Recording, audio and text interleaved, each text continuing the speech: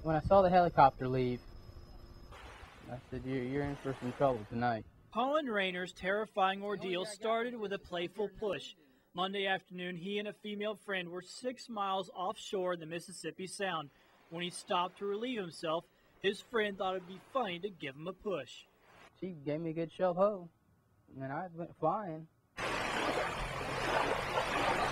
When he came up, the boat was drifting away.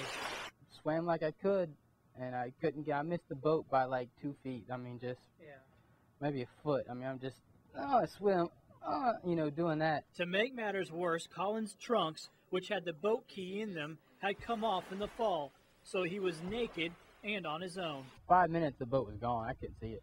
His friend called the Coast Guard, but a current was quickly taking him east, and by the time the search started, he was miles from the main area of focus. But eventually, they got closer. I mean, they could have thrown a cup of water out and it would have hit me. I mean, I saw the helicopter's pilot's eyes one time. He flew by. As day turned to night, Colin's frustration and worry grew. All the boats had the spotlights out later in the night. I could see the spotlight, like it was just right over my head or right in front of me, and just... But soon there were no more spotlights. He was on his own, almost. The shark come up and bumped my thigh. The boom was out. I saw it, I hammer fisted him, as hard as I could. And he went away, and about 15 minutes later, another one came up. All through this ordeal, Colin could see the shore, but he couldn't reach it. The currents were too strong. It was like I was stuck in middle of the road. I just couldn't go nowhere. As the sun came up Tuesday, he made effort after effort to reach shore. In between those efforts, he would rest to save energy. And I just laid on my back, and about 3-foot waves, and they were in a good rhythm.